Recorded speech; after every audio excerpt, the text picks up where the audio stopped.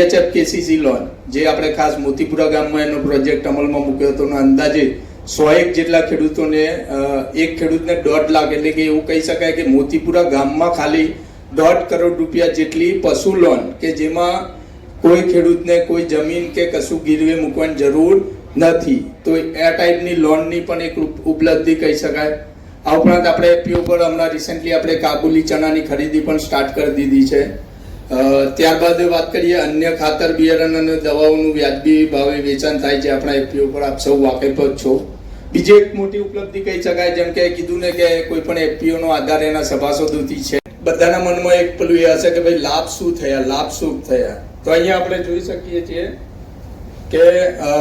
Last યરમાં આપણે જે પણ 24-25 દરમિયાન આપણા ત્યાંથી જે પણ વિતરણ થયું તો એમાં આપણે જોઈ શકીએ કે મગફળી બિયારણ જે એનએસસી નું આપણે લાવ્યા હતા અને એમાં ખાસ કરીને 32 નંબર અને 23 નંબરની વેરાયટી હતી, જેમાં સબસિડીનો લાભ એક બેગે 800 રૂપિયા હતો, એટલે કે એ વખતે 2900 થી 3000 ની આજુબાજુ બેગનો ભાવ હતો। જે બેગ આપણે 2250 માં લાસ્ટ યર આપી,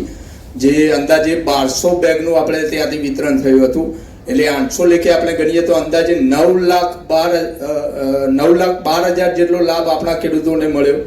એ ઉપરાંત દિવેલી ખોળ જે ગુજરાત રાજ્ય સરકારની સહયોગથી આપણને સબસિડીમાં મળ્યો હતો, તો એમાં પણ આપણે અંદાજે 1200-1300 બેગ જેટલી વેચાણ કરી, જેનો લાભ આપણને 5,15,000 મળ્યો।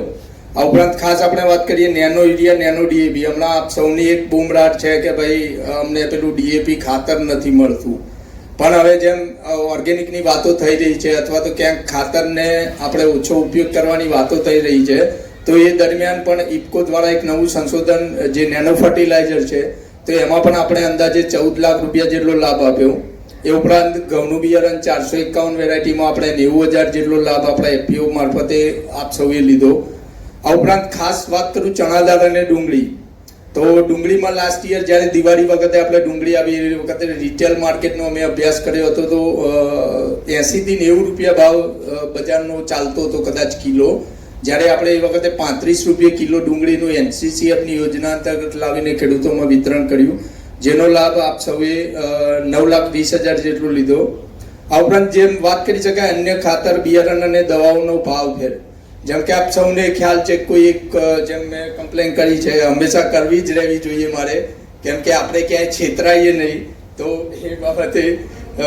જેમ ભાવની બજારમાં કોઈ એક પ્રોડક્ટ હોય તો એના ઘણા બધા ભાવની, તો જેમાં આપ જોઈ શકો છો અહીંયા 3 ચાર્ટ છે,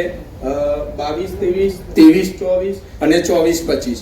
જેમાં જોશો અલગ અલગ કેટેગરી છે આપણને એગ્રી ઇક્વિપમેન્ટ કે જેમાં આપણે પંપ, તાડપત્રી, મશીનરીનો સમાવેશ થાય છે, એગ્રોકેમિકલ એટલે કે દવાઓ, bio fertiliser, cattle feed, commodity, fertiliser, food item ને ઓર્ગેનિક ઇન્સેક્ટિસાઇડ અને સીડ બિયારણ, જેમાં આપ જોશો 22-23 ના વર્ષમાં આપણે માત્ર ને માત્ર 12,76,000 નું ટર્નઓવર થયું હતું,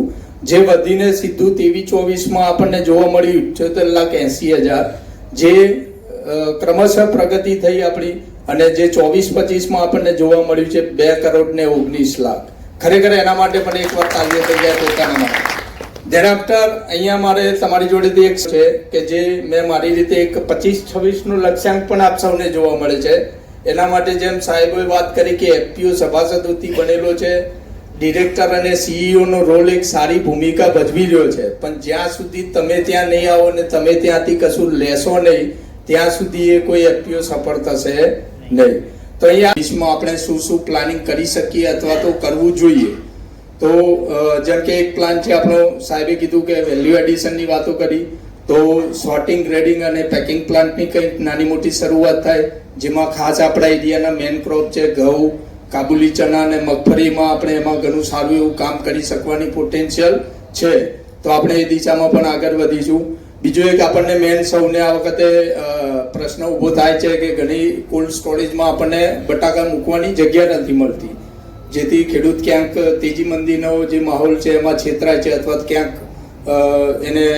વેચી દેવાની ફરજ ઊભી થતી હોય છે, તો એ ના થાય તો એ દિશામાં પણ આપણે કામ કરી શકીએ, કોલ્ડ સ્ટોરેજ પણ આપણે બનાવી શકીએ, જેના માટે કેન્દ્ર સરકારની કે નાબાર્ડની વિવિધ સહાયકારી યોજનાઓ પણ હોય છે। આ ઉપરાંત આપણે વિશેષ કંપનીઓ સાથે હજુ વધુ ને વધુ જે પણ મલ્ટીનેશનલ કંપનીઓ છે એની સાથે સીધું ટાઈઅપ કરીને એમના અન્ય ખાતર બિયારણ કે દવાઓ આપણા ત્યાં સીધી મળતી થાય, સસ્તા ભાવે મળતી થાય,